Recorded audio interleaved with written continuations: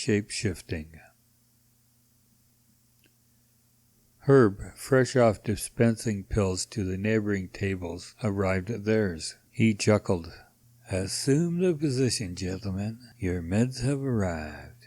And glancing down at their papers, he added, "Now what do we have here? You all seem to have eggs, but where's the chicken?" Zyke, looking up, said, "I guess that answers the eternal question. Which came first, the chicken or the egg?" Walter piped in, "My best guess would be that the chicken already crossed to the other side of the road." Herb looked at Mr. Wiggle. "Got anything you want to add?" "No, I mean that old joke comes to mind. Doc, my brother thinks he's a chicken. Why don't you have your brother see a therapist about his problem?" "We would, Doc, but we need the eggs." "Funny guys. You know, if you would sign and date these papers of yours, I would like to keep them." "Why, do you think they're great art and might make you a fortune in the future?" "No, I just got nothing on my fridge, and a collection of drawings from a few nuts might just brighten up the place." "Okay, Herb," offered Walter. "You got it. Here it is, signed," and folding it in two, "sealed and delivered." After their medications were dispensed, Mr. Wiggle in a low voice murmured, "What do you think that was all about?" "Got to admit, it has me feeling a little paranoid myself."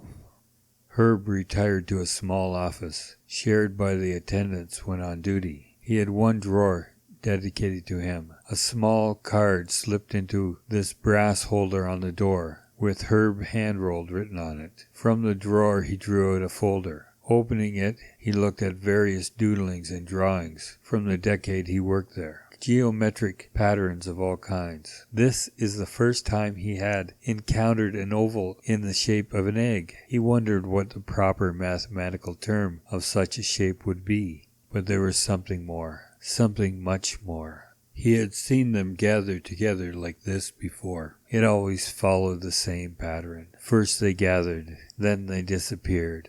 Afterwards, new people take their place. They are compliant for a while, then simply pretend to take their medication, assemble, and leave.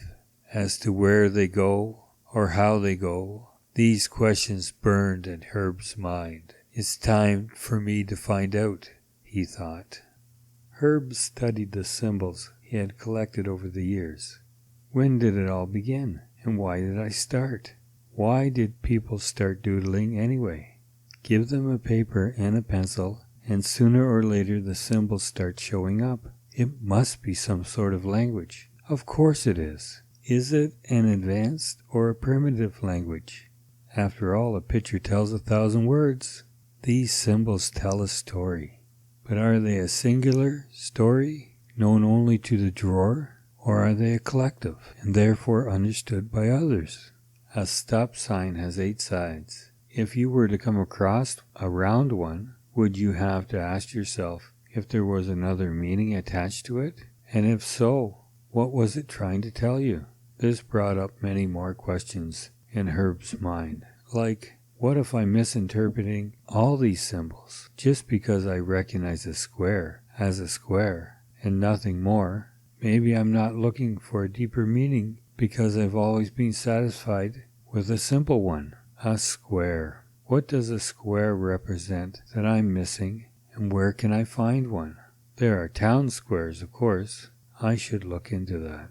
A square is really a difficult shape to obtain. It doesn't, as far as I know, occur in nature, and yet we place it in such a position of prominence, recognized as one of the 3 iconic shapes, the square, the circle, and the triangle. These are something humans have brought to the world as subconscious emblems of a forgotten past. Are we trying to superimpose our lost vision upon the earth, to reconfigure the world, to reinterpret it to our liking? "The square," mumbled Herb. He looked at it, all sides being equal. He took out a small plastic ruler and measured them. Then he envisioned 4 smaller squares inside the larger square, and saw that these 4 smaller squares, but equal squares, would all touch together in the center at one single point. He thought he noticed something unbalanced in the square. Measuring from the bottom left corner to the top right corner produced a number that was larger than each individual side of the square. So a square was square, but within it other numbers could be found. Start in the center and draw 10 equal distant lines radiating out towards one side, and you will have 10 different measurements. What is a square then? It seems as if only a small part of it is square. So if this is true, if a square isn't really square, then what is it?